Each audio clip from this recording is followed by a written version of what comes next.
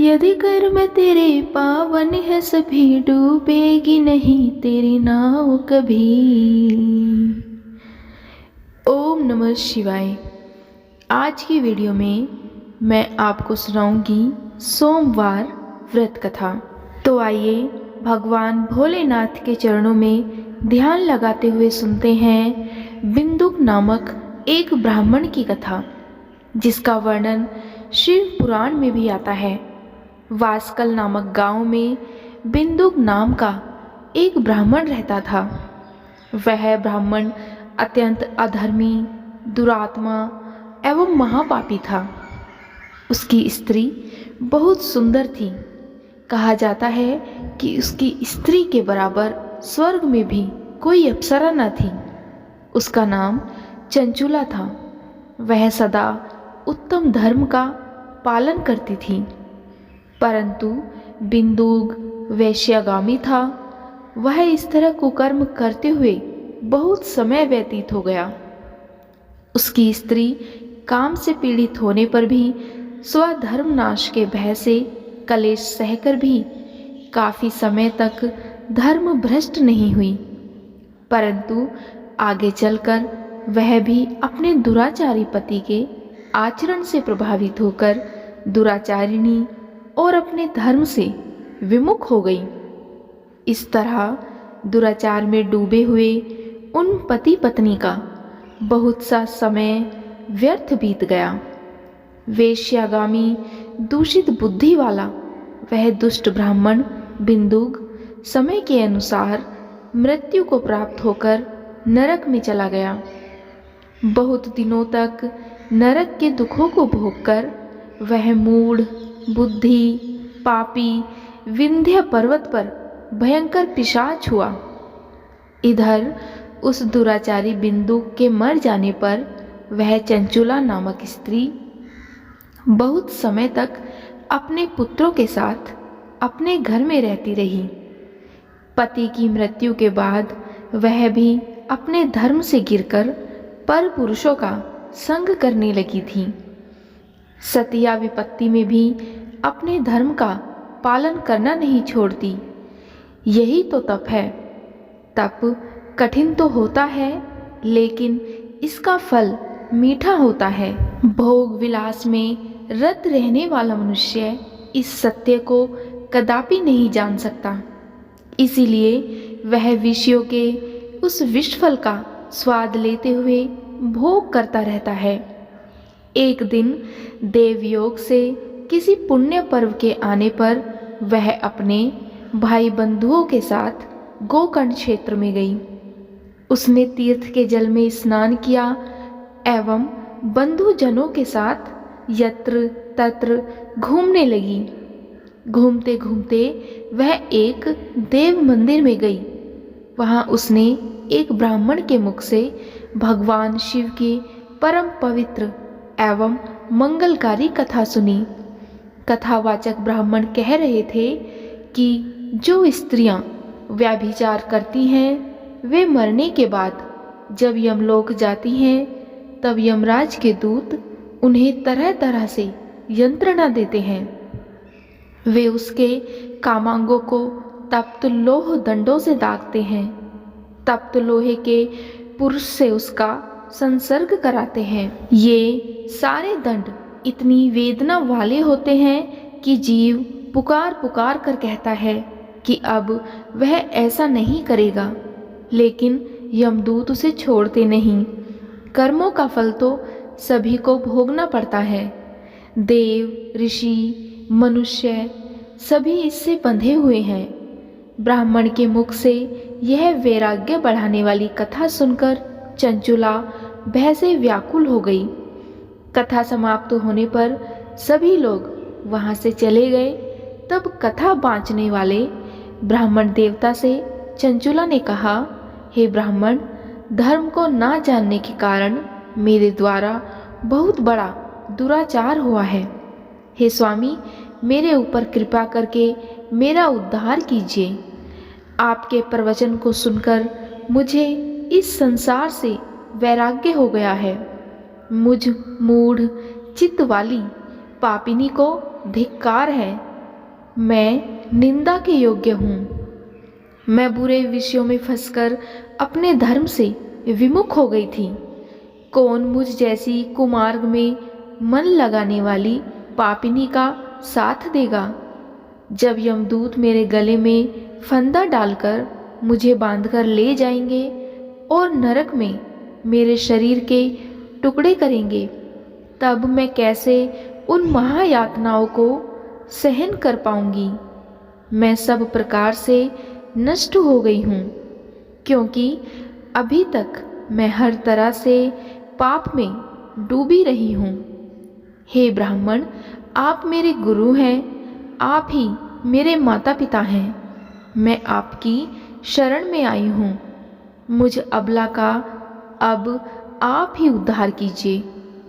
इस प्रकार विलाप करती हुई चंचुला ब्राह्मण देवता के चरणों में गिर पड़ी। तब ब्राह्मण ने उसे कृपा पूर्वक उठाया और उससे बोले, नारी, तुम सौभाग्यशाली हो जो भगवान शंकर की कृपा से तुमने वैराग्यपूर्ण शिव पुराण की इस कथा को सुनकर समय से अपनी गलती का एहसास कर लिया है। तुम डरो मत और भगवान शिव की शरण में जाओ। उनकी परम कृपा से तुम्हारे सभी पाप नष्ट हो जाएंगे। मैं तुम्हें भगवान शिव की कथा सहित वह मार्ग बताऊंगा जिसके द्वारा तुम्हें सुख देने वाली उत्तम गति प्राप्त हो गई। शिव कथा सुनने से तुम्हारी बुद्धि शुद्ध हो गई है और तुम्हें पश्चाताप हुआ है तथा मन में वैराग्य उत्पन्न हुआ है। पश्चाताप ही पाप करने वाले पापियों के लिए सबसे बड़ा प्रायश्चित है। पश्चाताप ही पापों का शोधक है। इससे ही पापों की शुद्धि होती है। सत्पुरुषों के अनुसार पापों की शुद्धि के लिए प्रायश्चित पश्चाताप से ही संपन्न होता है, और जो मनुष्य अपने कुकर्म के लिए पश्चाताप नहीं करता वह उत्तम गति प्राप्त नहीं करता। हे ब्राह्मण पत्नी, तुम अन्य विषयों से अपने मन को हटाकर भगवान शंकर की इस परम कथा को सुनो। इससे तुम्हारे चित्त की शुद्धि होगी और तुम्हें मोक्ष की प्राप्ति होगी। जो मनुष्य निर्मल हृदय से भगवान शिव के चरणों का चिंतन करता है उसकी एक ही जन्म में मुक्ति हो जाती है। यह कहकर वे ब्राह्मण चुप हो गए। उनका हृदय करुणा से भर गया। वे ध्यान में मग्न हो गए। ब्राह्मण का उपदेश सुनकर चंचुला के नेत्रों में आनंद के आंसू छलक आए। वह हर्ष भरे हृदय से ब्राह्मण देवता के चरणों में गिर गई और हाथ जोड़कर बोली, हे ब्राह्मण देवता, मैं कृतार्थ हो गई। हे ब्राह्मण, शिव भक्तों में श्रेष्ठ स्वामिन, आप धन्य हैं। आप परमार्थदर्शी हैं और सदा परोपकार में लगे रहते हैं। हे साधु, मैं नरक के समुद्र में गिर रही हूँ। कृपया करके मेरा उद्धार कीजिए। जिस पौराणिक व अमृत के समान सुंदर शिव पुराण कथा की बात आपने की है, उसे सुनकर ही मेरे मन में वैराग्य उत्पन्न हुआ है।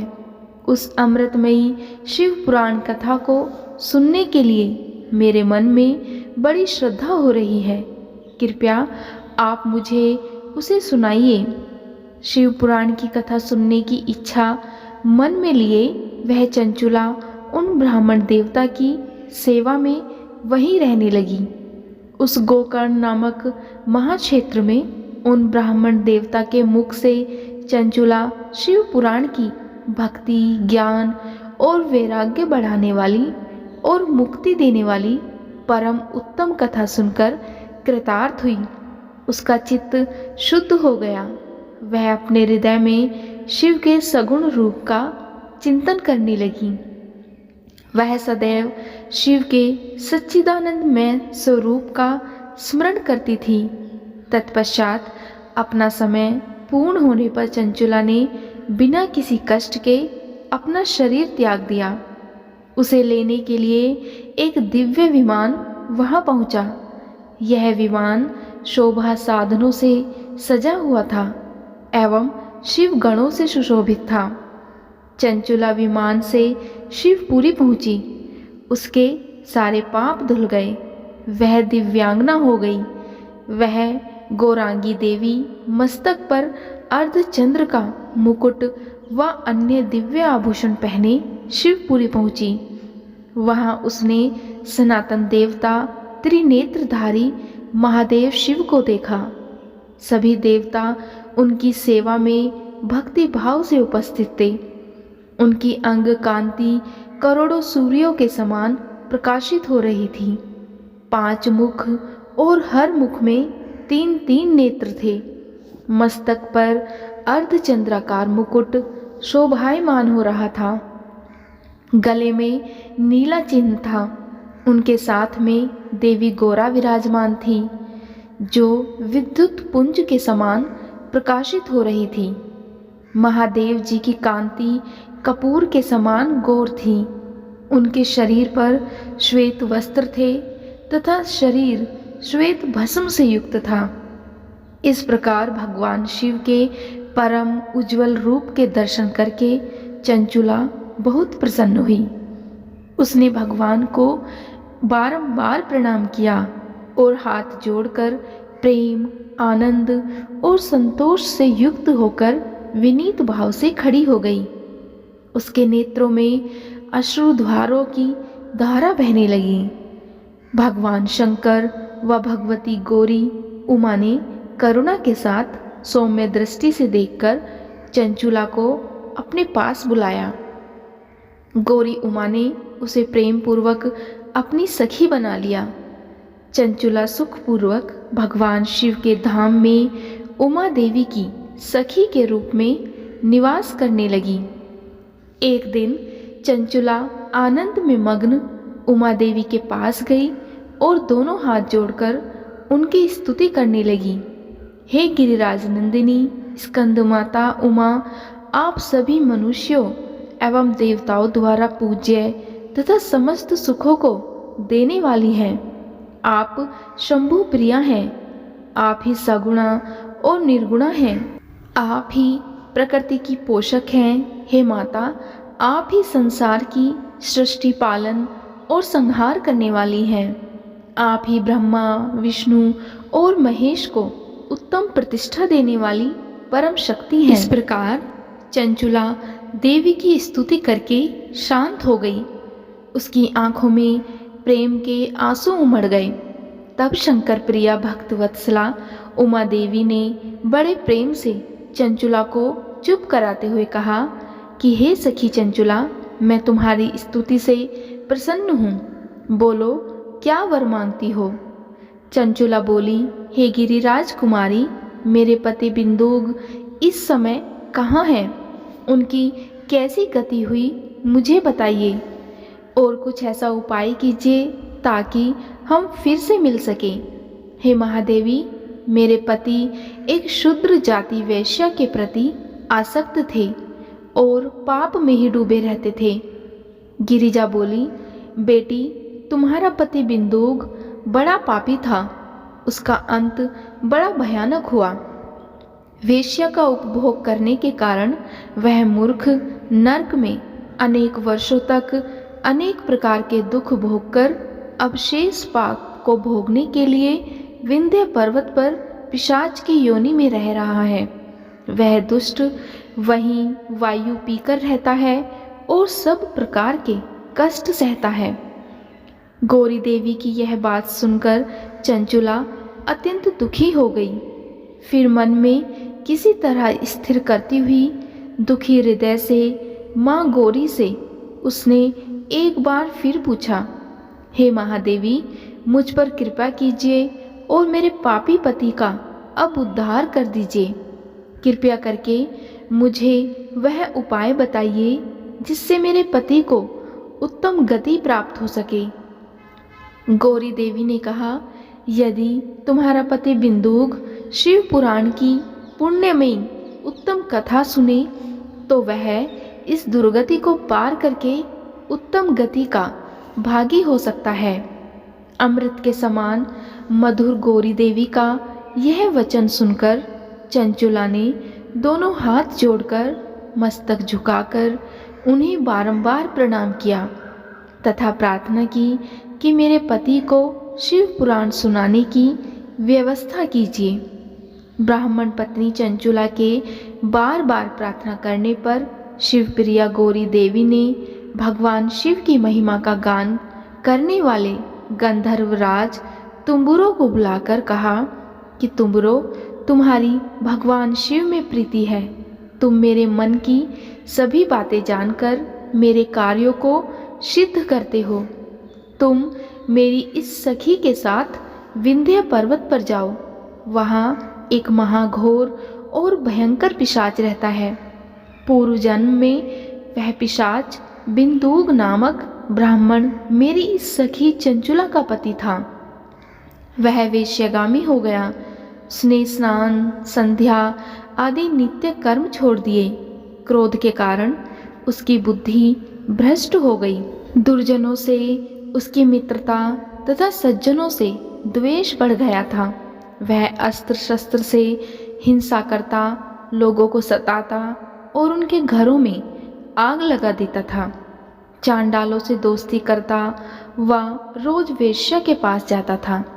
पत्नी को त्याग कर दुष्ट लोगों से दोस्ती कर उन्हीं के संपर्क में रहता था। वह मृत्यु तक दुराचार में फंसा रहा। मृत्यु के बाद उसे पापियों के भोग स्थान यमपुर ले जाया गया। वहाँ घोर नरकों को सहकर इस समय वह विंध्य पर्वत पर पिशाच बनकर रह रहा है और पापों का फल भोग रहा है। तुम उसके सामने परम पुण्य में पापों का नाश करने वाली शिव पुराण की दिव्य कथा का प्रवचन करो। इस कथा को सुनने से उसका हृदय सभी पापों से मुक्त होकर शुद्ध हो जाएगा और वह प्रेत योनि से मुक्त हो जाएगा। दुर्गति से मुक्त होने पर उस बिंदुक नामक पिशाच को विमान पर बैठाकर तुम भगवान शिव के पास ले आना। माँ उमा का आदेश पाकर गंधर्वराज तुम्बुरो प्रसन्नता पूर्वक अपने भाग्य की सराहना करते हुए चंचुला को साथ लेकर विमान से पिशाच के निवास स्थान विंध्य पर्वत गया। वहां पहुंचकर उसने उस विकराल आकृति वाले पिशाच को देखा। उसका शरीर विशाल था, उसकी ठोड़ी बड़ी थी। वह कभी हंसता, कभी रोता और कभी उछलता था। महाबली तुम्बुरो ने बिंदुक नामक पिशाच को पाशों में बांध लिया। उसके पश्चात तुम्बुरो ने शिव पुराण की कथा बाँचने के लिए स्थान तलाश कर मंडप की रचना की। शीघ्र ही इस बात का पता लोगों को चल गया कि एक पिशाच के उद्धार हेतु देवी पार्वती की आज्ञा से तुम्बुरो शिव पुराण की अमृत कथा सुनाने विंध्य पर्वत पर आया है। उस कथा को सुनने के लोभ से बहुत से देवर्षि वहां पहुंच गए। सभी को आदरपूर्वक स्थान दिया गया।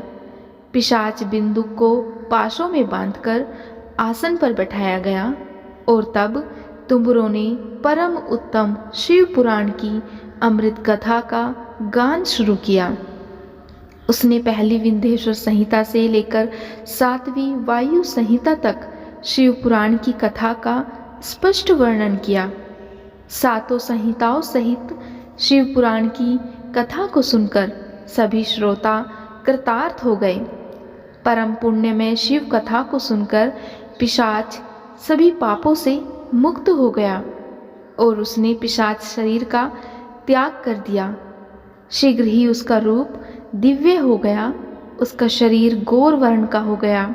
शरीर पर श्वेत वस्त्र एवं पुरुषों के आभूषण आ गए। इस प्रकार दिव्य देहधारी होकर बिंदुक अपनी पत्नी चंचुला के साथ स्वयं भी भगवान शिव का गुणगान करने लगा। उसके इस दिव्य रूप में देखकर सभी को बहुत आश्चर्य हुआ। उसका मन परम आनंद से परिपूर्ण हो गया। सभी भगवान महेश्वर के अद्भुत चरित्र को सुनकर कृतार्थ हो गए।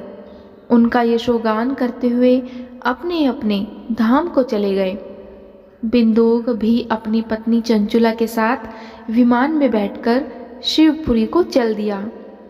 महेश्वर के गुणों का गान करता हुआ बिंदुक अपनी पत्नी चंचुला व तुमरों के साथ शीघ्र ही शिवधाम पहुंच गया। भगवान शिव व देवी पार्वती ने उसे अपना पार्षद बना लिया। इस प्रकार दोनों पति पत्नी सुखपूर्वक भगवान महेश्वर एवं देवी गौरी के श्री चरणों में अविचल निवास पाकर धन्य हो गए। ऐसी है महादेव की महिमा और गौरी की महिमा। आज की कथा इतनी ही। उम्मीद है आज की वीडियो आपको ज़रूर पसंद आई होगी। अगर आपको आज की वीडियो पसंद आए तो वीडियो को लाइक और चैनल को सब्सक्राइब भी ज़रूर करिएगा और कमेंट बॉक्स में भोलेनाथ की जय, माता पार्वती की जय ज़रूर लिखिएगा। ओम नमः शिवाय। जय माता पार्वती।